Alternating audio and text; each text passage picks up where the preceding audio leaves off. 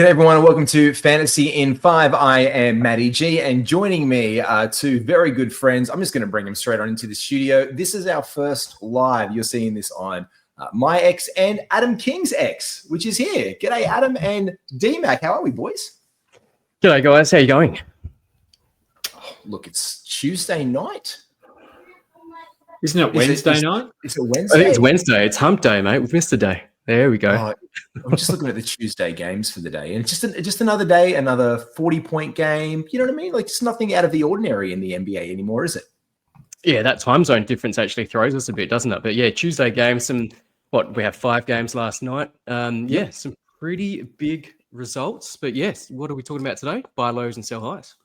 Buy lows and sell highs, what we've noticed from the first week, and standouts from the first week, and obviously that feeds into that as well.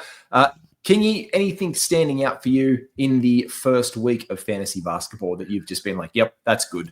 And what do you, and can I just ask as well, do you have a Dyson Daniels that you can fly a flag and like, told you so, even in the first week? I think I do. Go for it. Which one do I want to do?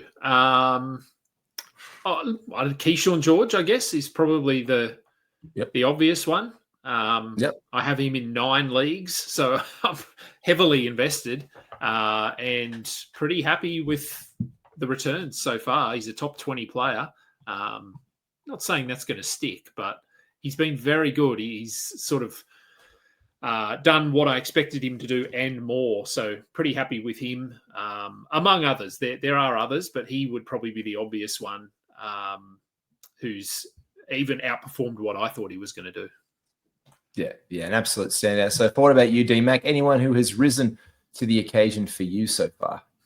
Yeah, I've got a couple of shares of Keyshawn, which is awesome to have. I think Asar, I was massive on Asar, and he's had a very promising start to the season. Not a huge surprise, but he was probably my number one breakout guy. So it's good to see that he's performing at a higher level, close to 30 minutes a night, and no real surprises from us. Don't want to say I told you so, but we told you so. We did say it was so, and let's do this one. We are doing our sell. Where do we want to start? Do we want to start with sell high, or do you want to start buy low? This is the first of these, so we can do whatever we want. Let's go with sell highs. Would you like me to add a fancy graphic for it? I made a fancy graphic. Make it fancy. Make it fancy. Let's make it a little fancy. Here we go. He's heating up.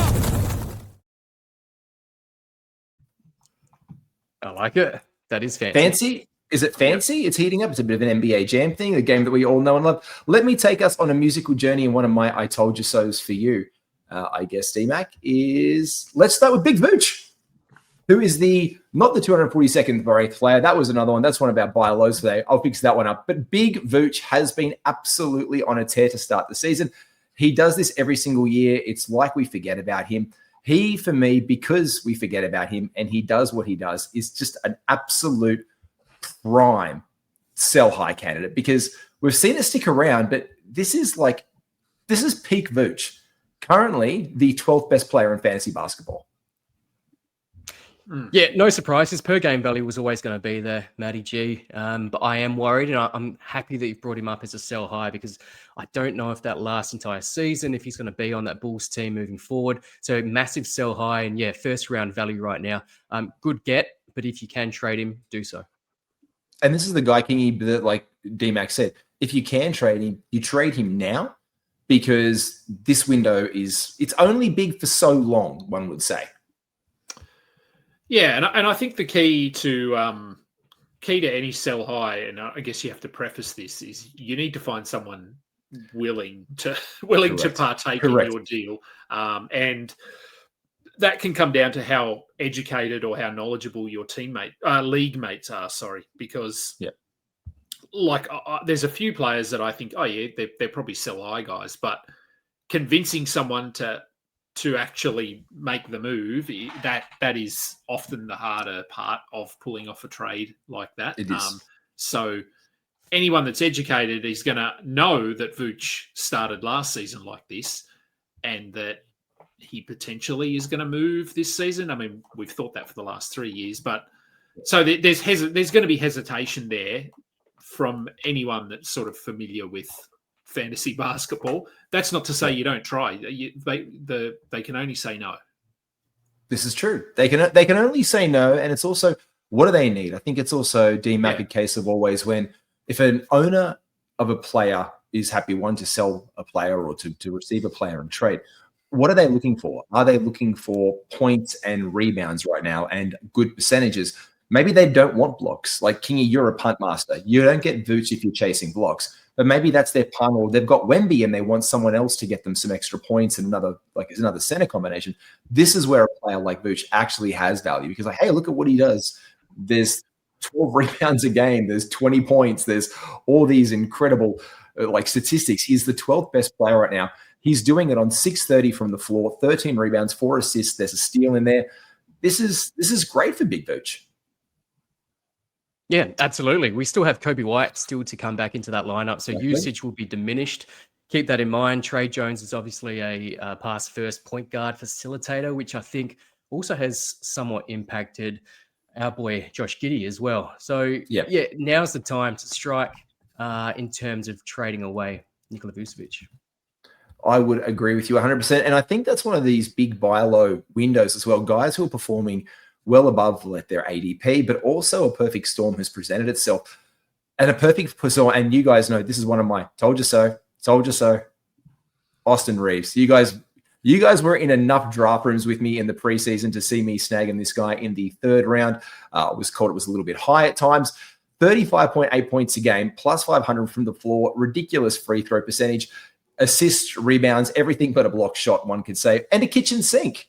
Austin Reeves, just a perfect storm right now in basketball, Kingy. Yeah, it is. And again, perfect sell high opportunity, but a knowledgeable manager will know that LeBron's not there, Luka's not there, Ayton is crap. So there's reasons for this. And so I think when you're trying to execute a sell high like this, Austin, he's like the 4th ranked player, isn't he? Something. Yeah, he is. He's ridiculous. On your thing. Yeah, he's the 4th. Yeah, he's the he's the 4th ranked player. So 5th ranked player. Maybe it's gone up a day because I put this together yesterday. But still top 5. And look, let's say he's a top 40 player in general. But the fact that there's this buzz around him, he was also playing well with Luka beside him, which is a nice little tilt to him. So he's not out of it. But yeah, again, you've got to find the right target for it. Yeah, and you don't. It would be stupid to sort of say, "Hey, I'll give you Austin Reeves for Giannis or for Luka," or you're not going to be able to move him for a top 5 player. So you need to executing this is all about just working those numbers. So maybe you try and offer him for someone like an Amen Thompson or like a potential top 20 kind of a player, because Reeves probably settles back in that top 30 range. Eventually, that's what we would expect. So you want someone in the middle, I say, sort of roughly. So a late 1st rounder, early 2nd rounder, mid 2nd rounder. Don't aim for a top 5 player, because you're not going to get it. You're not going to get someone like that back. No, Austin Cade, there's one. If the Cade Cunningham manager in your league is annoyed, throw up Austin Reeves for Cade Cunningham, because I'd take Cade, but I don't know, maybe. You brought up a good one, a comparison. Amen versus Reeves. That's an interesting one as well. Not sure who I'd take right now. Probably Reeves, to be honest. Oh, wait. Oh, with all your stock that you had in Amen. I still love Amen. I still have a soft spot for Amen, but man, Reeves just looks great. I don't really know what's happening with LeBron. I wouldn't expect him to be out too much longer. But man, Reeves just looks elite across the board. Like you said, blocks aren't going to be there. He's not a blocks guy, but man, it's the efficiency. It's something that you just don't get with Amen. But the defensive stats will come from Amen. I know we'll talk about buy lows at the later on, but man, Reeves looks amazing. Yeah, he looks really good and ready. And there's a couple of other guys and we just want to talk about this perfect storm. Before we go any further, make sure you like the channel, Fantasy in 5, while you're there, because this is a guy that you jumped on early, that I know our friend Dan Besbris jumped on early, and he has performed well and truly above where he was even then falling in the 90s of ADP range. His name is Drew Holiday, really reacquired by the Portland Trailblazers in the offseason. His current rank is 44. He is doing it all across the board right now. And this is, again, in the absence of Scoot Henderson and someone else who we'll talk about a little bit later in one of our honorable mentions. But Drew has been, Kingy, perfect so far to start the season for where you took him. This is exactly what you want. And you've got to move these guys now before it's too late in a way. Yeah. Holiday is someone you need to look to move because Scoot will come back at some point. Shaden Sharp has forgotten how to shoot. I mean, he's still putting together a really good season, but he's shooting like 28% or something. So that's going to come around. So Drew is going to scale back as we move through the season. But he's been fantastic. So I think if you could move, and like you saw, he was the 44th ranked player. I don't think you're going to get a fourth rounder back for him, but if you can get a top 60 player, I'd do that in a heartbeat. Oh, 100%. 100%. D-Mac, how about you? Yeah, I love Drew. Obviously, Scoot out. Dame Lillard's not coming back this season as well. Drew's quite the facilitator on that young team, and they're performing really well. So I love him. But again, I'm not rushing right now to really trade him away because I still think he has a very solid role as that veteran presence, even when Scoot does come back. I don't know if Scoot gets back into the starting lineup. I think they enjoy having Drew there leading that team.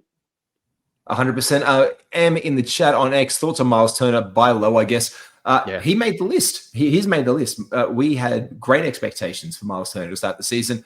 All the eyes, I guess, in Milwaukee have been on Giannis. It's just been an absolute phenomenal beast, guys. He's been incredible to start the year. Giannis has been massive, just huge. And even the free throws aren't that bad for Giannis as well. I think it is a buy low, massive buy low on Miles Turner. The blocks are still there, which is surprising because typically that floats his value in 9 cap, but it's the scoring, it's the field goal percentage that's really hurting him at the moment. So yes, buy low on Miles Turner. Kingy, this is a guy that I loved last year. I like him this year.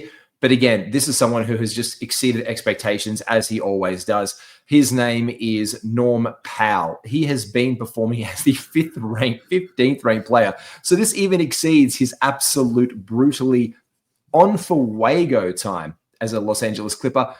Norm Powell, again, one of these players in the perfect maelstrom of without Tyler Hero is just moving at the rate of light. He is, he's another very good sell high sort of example because Tyler Hero will come back and have an impact.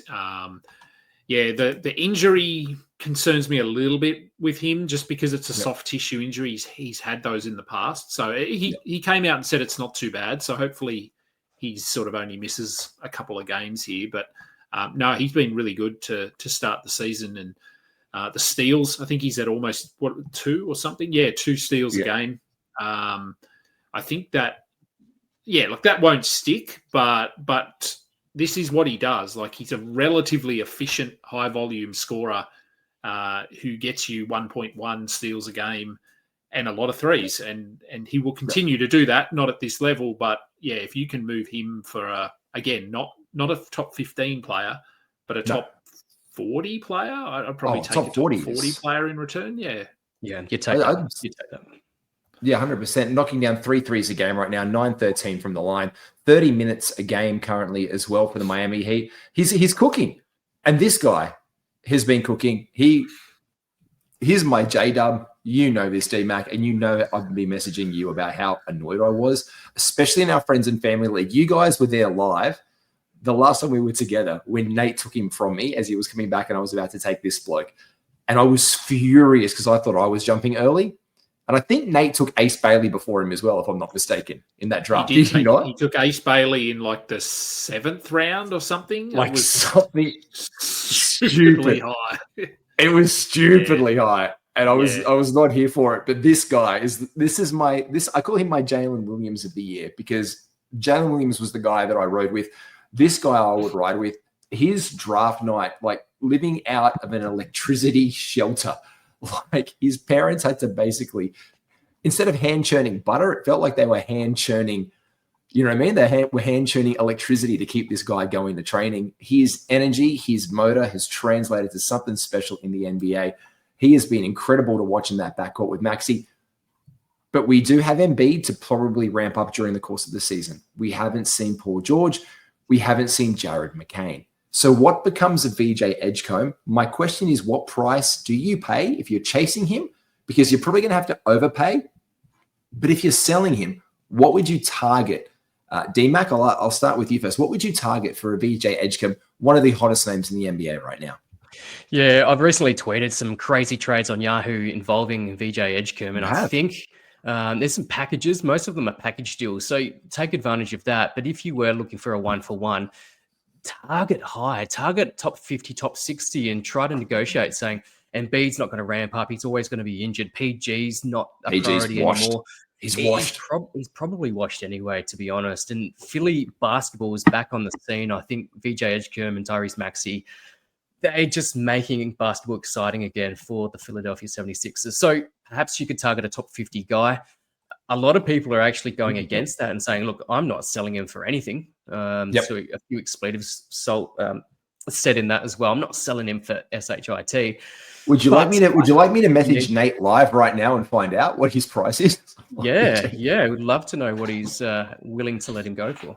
Can I tell you exactly his response? When I asked him what would it take the other day, and I said, what about if I traded for and got Devin Booker?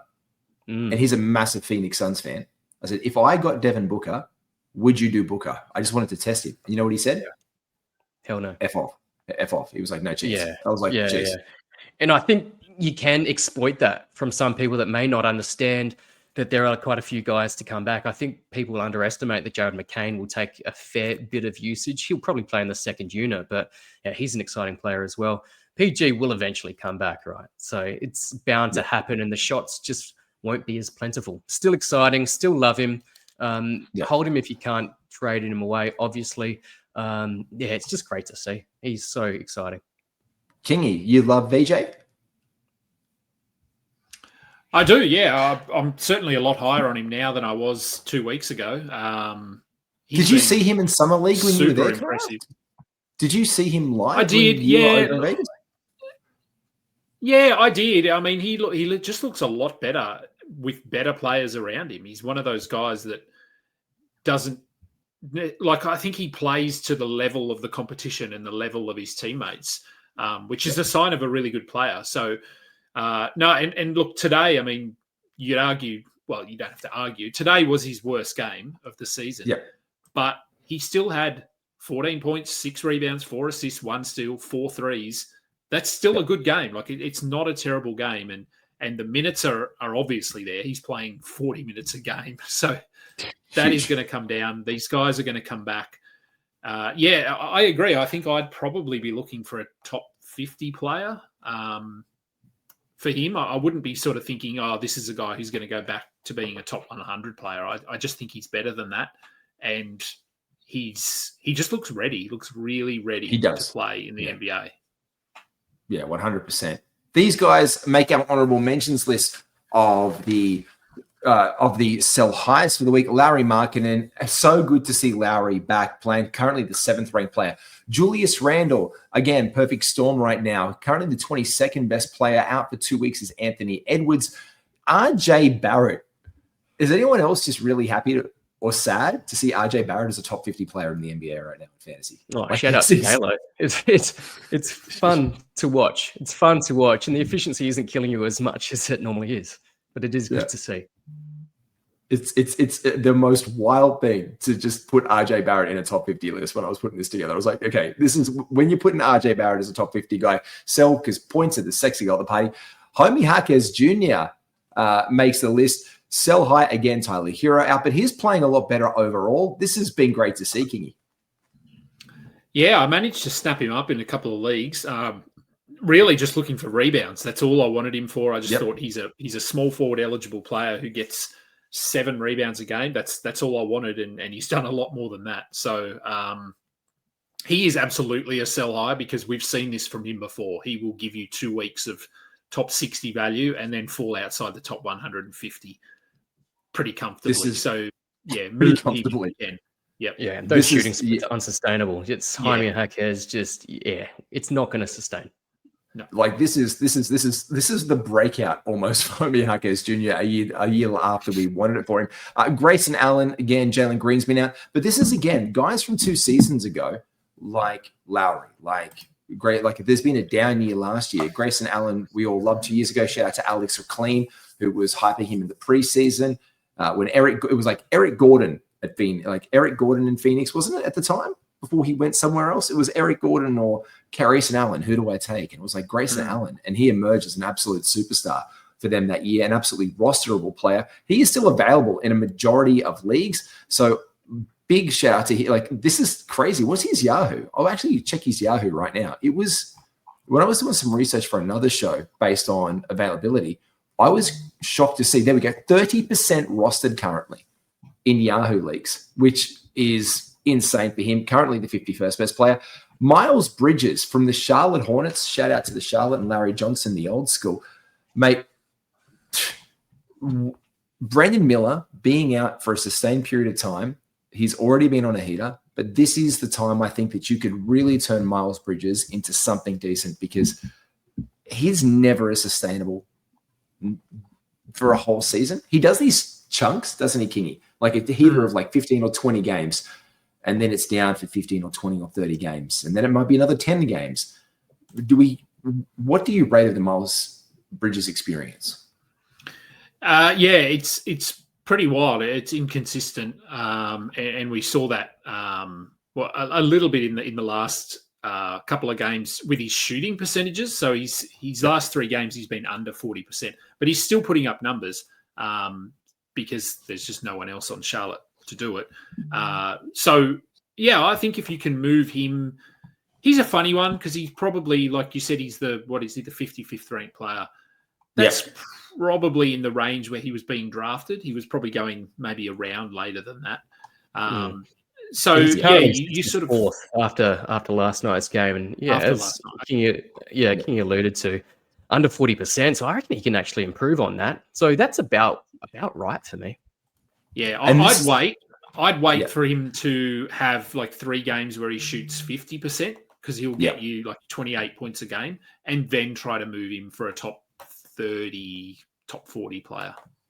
Here we go. I'm bringing up his ADP. On Yahoo, he was 61st. ESPN was 58. And on Fantrax, he was 70.8. His blended ADP was 63.6. So for me, there's a return window now for Miles Bridges. You're getting him around early. And so if he goes on that heater that we just mentioned, especially in the absence of Brandon Miller, we move him as quick as humanly possible before he comes crashing back down to earth. I think it's the buy low window. Do you want the fancy graphic? And shout out to everyone watching. Thanks for. Here we go. Here's fancy. Here we go.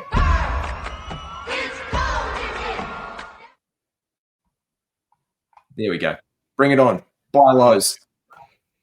Ooh, where do we start? You mentioned Scott. Let's do this one. We started off the show. You've put it in there straight away. Cade Cunningham.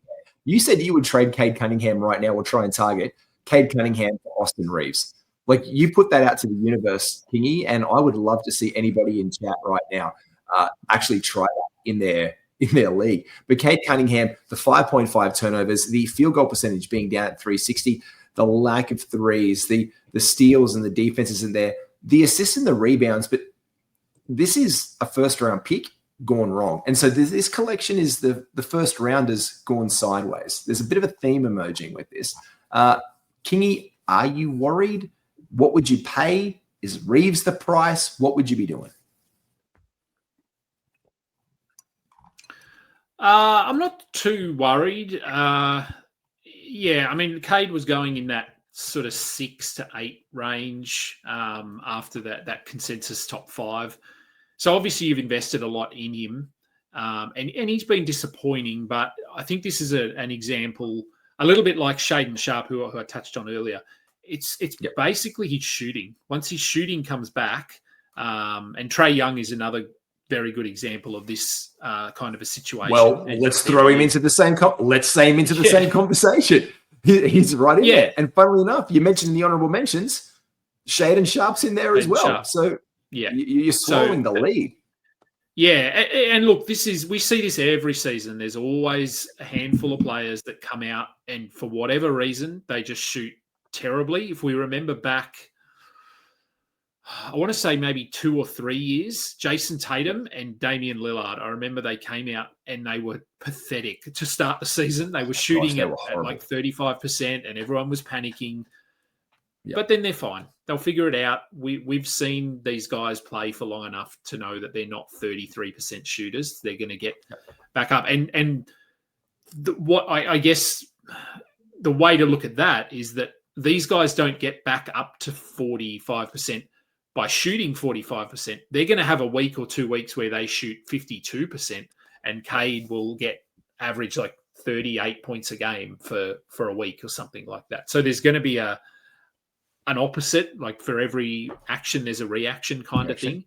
So there's going to be a period here where Trae Young, Shaedon Sharpe, these guys, where their shots are falling and they just go off for 30 or 40 points a night for a week. The beautiful thing about Cade is it's still 30% usage. So you know that the usage is there. That's not going away anytime soon. The shooting, obviously, King, you alluded to, that's been disappointing. It's also the lack of steals or lack of defensive stats altogether. And we know that that's going to come up for Cade Cunningham. So no issues there if you've got him. It's a great time to buy low. Trae Young, let's just throw him in the same range. These are both, the theme here is the first round guys to build around your teams that section after our Giannis, our Wemby or Jokic went number 1, then Shea went off the board kind of thing.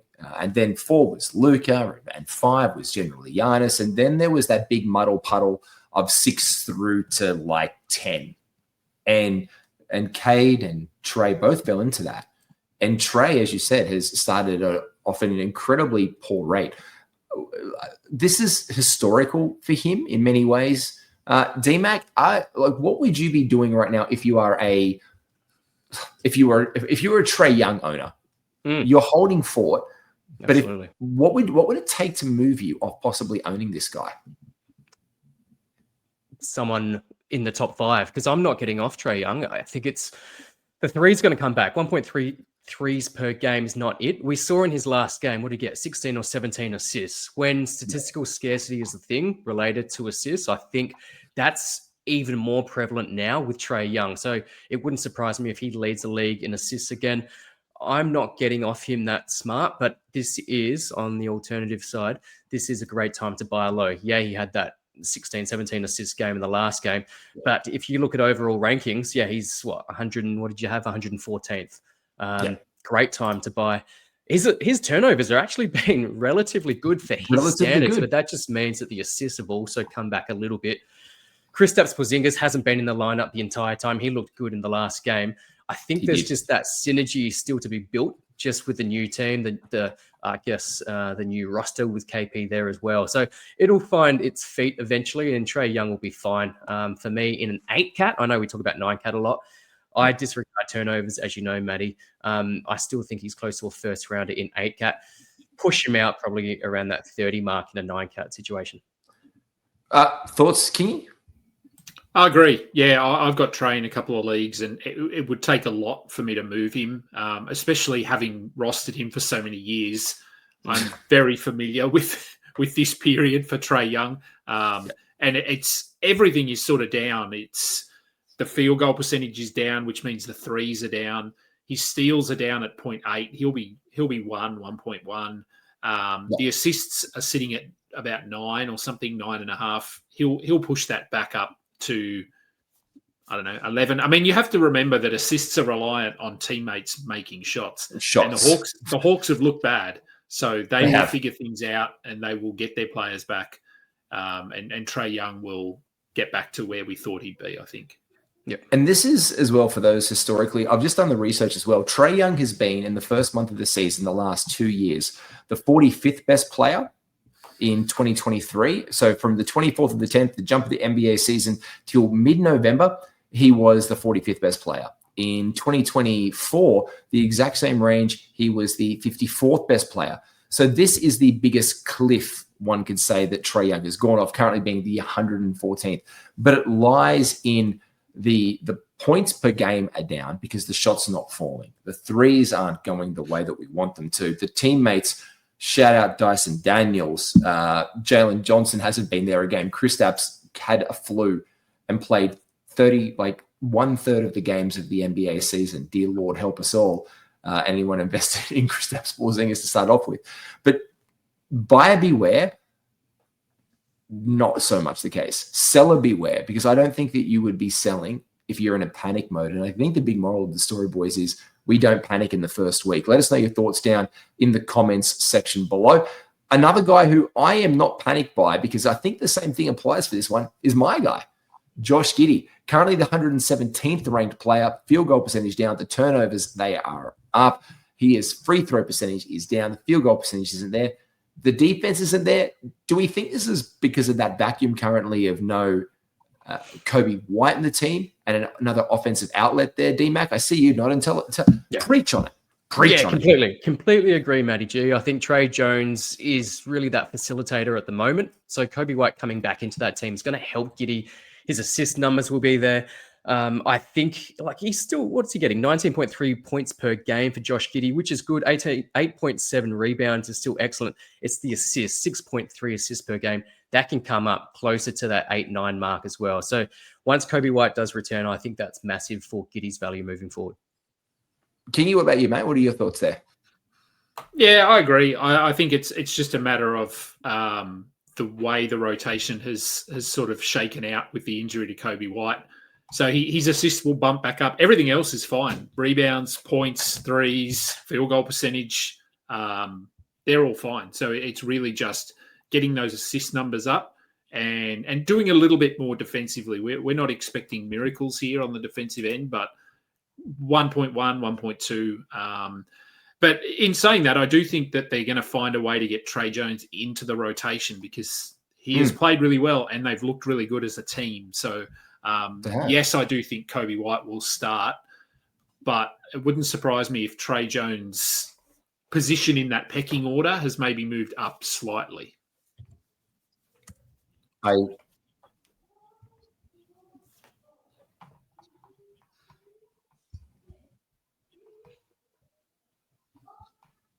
would completely agree, man. Completely agree. Yeah, 100%. This is a guy who we like in the preseason for a very different reason. And I think there's a buy low window because I think the cost that you'll be able to pay for this guy might be a waiver wire guy or not even just someone else who's hot. But this is a very interesting one who I think can play better because I don't think it's possible to play entirely poorly off Nikola Jokic. And I'm talking about one Cam Johnson. He was just before the 100 zone for many players. Sometimes just fell after that one. Currently the 220th best player. Now, he's 8.3 points a game. The field goal percentage is shot. The rebounds are down. The free throw percentage is there. The turnovers, let's not worry about those. The steals, I think, can go up. The rebounds can go up. The field goal percentage can go up. I just do not think he is used to this unit yet. And I think either one of two things. We don't lowball, because that's just crap. But, we don't have to make a sizable offer. But I think it's definitely someone that we could pry away from an owner. Relatively easy with some guy on our waiver wire who's been playing well. And we can get a bit of a return back as the season progresses if we can bear with Cam Johnson. And this is an easy target. Adam Kingy, do you think this is an easy one? Like this is one you can get away with?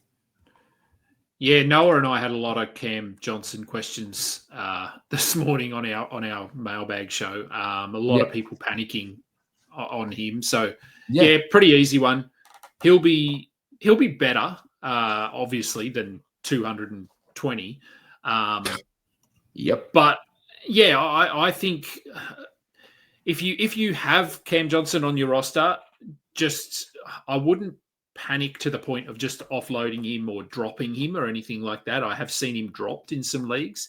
But yeah, obviously playing with someone like Jokic is quite unique. Like there's no one like him in the league. So it's going to take some adjustment. And he's playing on a team that actually cares. Brooklyn basically just let him go and do whatever he wanted to do. So there's a lot of adjustment here for him. I think the same can be said for Miles Turner. Playing alongside Giannis is very unique because there's no one like Giannis in the league. So, yeah, I think these guys, you just need to sort of hit the pause button and hopefully he can figure it out. But it is worrying. and I think managers are within their rights to be a little bit concerned. But I still think he can push to be a top 100-ish kind of player. Yeah, he's been in some foul trouble as well, so keep that in mind. The minutes are down, the usage is really low as well, so I think that comes up.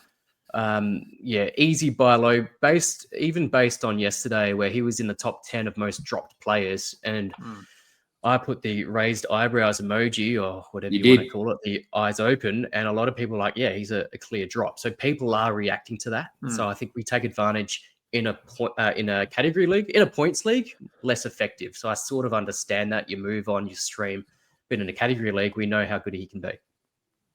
Yeah, and this is the thing. We're used to him now being in a Brooklyn system, a very, very broken Brooklyn system. Like, it goes back to the 22-23 NBA season now. Like, it's so weird how it evolves. Like, Mikal Bridges has gone from, in that same trade that Mikal Bridges went from Phoenix over to the Brooklyn Nets, was the same trade that Cam Johnson ended up there.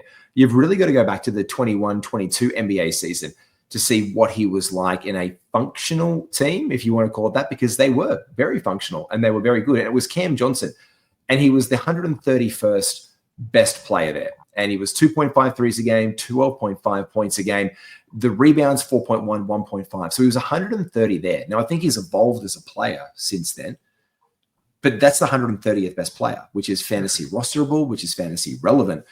Him currently being at 220 doesn't make the same kind of sense. So for me, it's one. This one is simply not controversial, but it's one that everyone's like, no one's selling.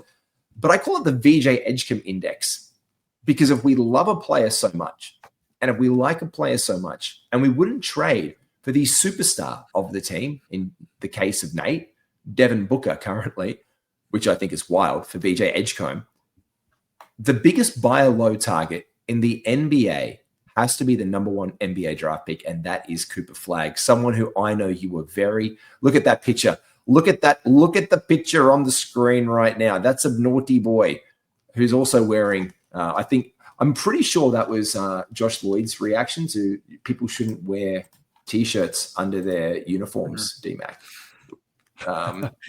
Is that why he's playing so poorly? Maybe it's the T-shirt. It's the T-shirt. Maybe I don't like sleeves. I'm wearing sleeves tonight. I don't think that's the reason with the Cooper Flagg. Yeah, I'm not a big sleeves wearer, except at work. Cooper Flagg, he had one terrible game. It was on a back-to-back, and that's a couple. The game before, it was on a back-to-back. The game before was solid without being outstanding as well. He's not a point guard. I don't want him playing point guard. I just don't think that's his role. They're lacking a true point guard, and Kyrie may help, but we don't know exactly when Kyrie's coming back as well. But yeah, huge buy low. I'm into Flagg, as you know. I think that's a clear. If people are dropping, and they should not be dropping, you go and they should not be dropping him. They should not be dropping just because of the upside. He's going to be massive. What is he ranked right now? What did you have up there? 151. Yeah, and he was probably taking, what was he taking in the 30s or 40s come just before the start of the season? Would you like me to do the research thing that I do really well and quickly while Kingy shares his thoughts? Go on. Kingy, what do you think on Cooper Flagg? Yeah, the same. I'm not concerned at all.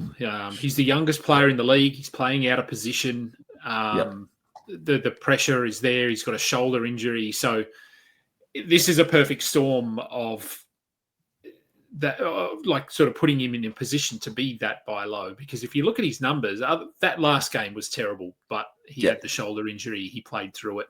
But if you look at the 2 games before that, he was absolutely fine.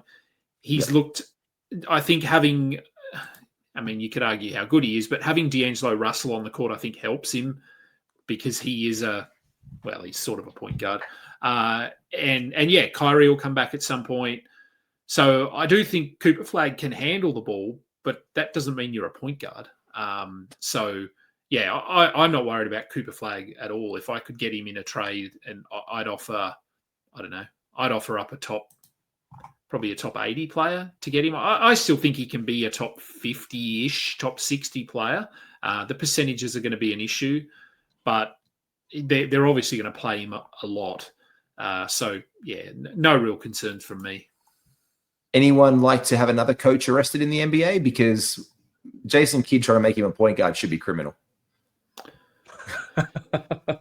Yeah, you have to wonder what's going on behind the scenes there, because there's a lot of cryptic stuff coming out from Jason Kidd regarding the decisions that are being made, and that would sort of indicate that potentially he isn't making the decisions from the front.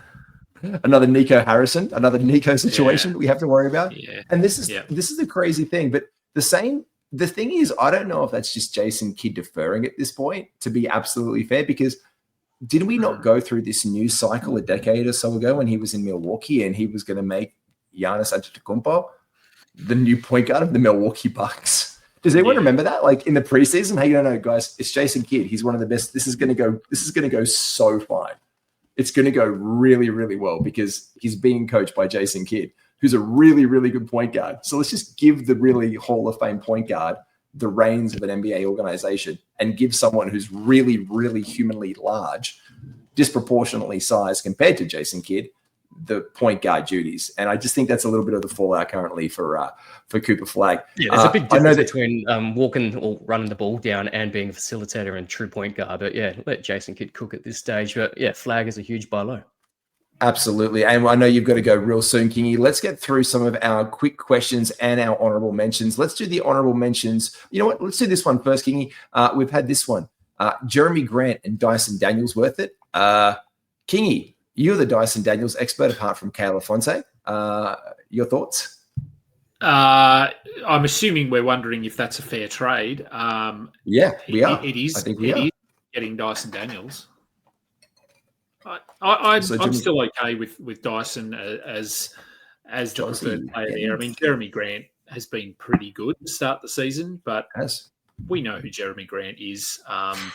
Dyson Daniels is shooting like 24%. It's something stupidly low. Actually, I've got his numbers here, I think. Hang on. You do. D-Mac, Joz, just put in chat real quick as well. Are you the one getting...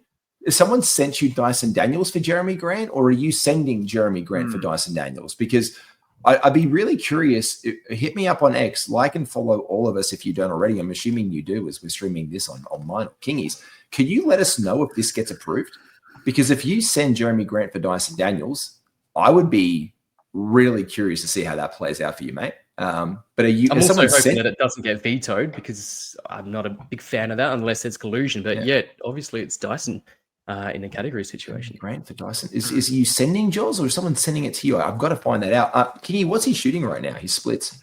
So he's 32%, which is well below what he's done throughout his career. So that's going to come back up. The steals are sort of fine. The assists are down a little bit, but we knew that was going to happen with Jalen Johnson coming back. So yeah, I think his points are going to push back up probably to, I don't know, low double digits, 11, maybe 12. He'll shoot 50% from the field. Free throws will be bad, but we know that. So, yeah, I still think when all is said and done, he ends as the higher ranked player if you're comparing him to Jeremy Grant. Yeah, two steals a game so far, where it was 3. And we know that steals just really float your value in 9-cat. So yeah, I expect him to have one of those 7, 8 steal sort of games at some stage, and then we won't worry about this at this stage. So buy low. So before we wrap up, let's take you through some of the other guys who are underperforming off their ADP currently right now. And Anthony Edwards, the victim, like I call it, the first round fallout involving Trae Young, Cade Cunningham. Well, it does not escape superstar Anthony Edwards, currently the 58th best player in fantasy and now out for 2 weeks. Managers could be panicky, and this is the time to capitalize. If ever there was a window, it has been ajar right now. Trey Murphy, currently the 81st best player. We know he can be better, and he will go on a heater soon enough and turn around those percentages and buoy him. Payne Pritchard, we were all high on, boys. I know to begin the season, he is currently the 96th best player, and the Boston Celtics are looking Boston Celtics-ish, which we thought they would to start the season, to be fair. But we do know that they can be better. His last game was improved, Kingy. You wouldn't trade Dyson Daniels for Peyton Pritchard, but better things to come for PP. PP. Oh, yeah. Yeah, Pritchard's been fine. I know I think people's expectations were just so high. Yeah, he's been fine. Another example of just better shooting will equal better value, really. And Manus Boozelis, I know that you love the booze bus that I definitively call Boozelis, the booze bus. D-Mac, I know that you like him a lot. You grabbed him in a couple of leagues. He currently is the 192nd best player. He can be a lot better than that. This is the time to strike if ever the iron was hot. Yeah, foul trouble as well for him. It'll be fine. Great time to strike. Dyson Daniels, we've already touched on, currently the 216th best player, which means absolutely not rosterable, Jaws, but he can be and should be. And if anyone drops him in the league because they get really frustrated, just sign him up straight away. We've mentioned Shaden Sharp. I guess he is the calling card of this show. He was a guy that I was particularly high on to begin the season as well. Love Sharp, loved his outlook last year. I think he came on really well in Portland. Currently outside the top 250 at 251. What? And just touching on Sharp, I know we've got to head off soon. Just touching on Sharp, the usage of 33.4 is huge. Once the shot starts dropping, man, steals are very impressive as well. So it's just the shot that's really let him down. As soon as that turns around, and it will never be above 50% consistently, but it will turn around. It won't be as low as what it is at the moment, which is about 30%. I think top 100 easily for Shaden Sharp. Yeah, 100%. The sky is the limit there. Well, not the sky, but a hell of a lot better than what he's been doing is where we could go with Shaden Sharp. And the last one that makes the list, and again, it's a deeper cut. Again, Miles Turner, we had a question on him earlier. Tomono Kamara, we had a question on. Should you be worried, Kingy, just on him quickly? You did have a Kamara question, and you are also a Kamara expert and a truther. He's been a little bit disappointing the last couple of games, but I feel like the first two games of the season were good. Just bringing up his game log here. So first two games were fine, exactly what we expected from him. The next two games, have been pretty bad. But look, the shots aren't falling. The defense hasn't been there, but we know he'll figure that out. The minutes are still there. The role is there, so nothing's changing. So, he is a nice buy low at the moment. Complementing your Milwaukee Bucks bigs with Miles Turner in the buy low category is one Bobby Portis, currently outside the top 268. His percentages are down, and after coming and being out the rest of last season on the scandal in the NBA, who would ever think that would happen? Bobby Portis has underwhelmed to start the season. He could be very much ending on your waiver wires very, very soon. If he is not there already, I think the Milwaukee Bucks are a good team. They are definitely getting one of those upstart teams. Make sure you like and subscribe. Right now, if you are on X, it is in your chat on my page. It is on your chat in Kingy's page to Fantasy in 5. We're doing daily content. We have a 5-minute breakdown of this episode coming, as well as the stream targets you want to get on for Wednesday's NBA action through to the weekend coming up. Boys, Kingy, tell us where can everyone find your stuff, mate? Twitter at AdamKing91 is where I sort of post everything. The Old Man Squad YouTube channel is where all of my video content is, and of course all the other platforms. My articles over at rotowire.com and player blurbs as well over at rotowire.com. D-Mac, where can everyone find you apart from here on Fantasy in 5? And NBA Fantasy in 5. NBA Fantasy in 5, believe in fantasy as well. Find me over at Twitter at NBA Fantasy Bible, and as well on YouTube at NBA Fantasy Bible. And you can find me right here on Fantasy in 5. You can also find me with Adam King on the Old Man Squad Network. Shout out to the Take podcast there, and shout out to our good friend Robin Marks as well, where you and I are both on the Believe in Fantasy Network. This is Fantasy in 5. There will be this full episode and a 5-minute breakdown of it. Get on out of here. Take care. Be well. Go win your leagues.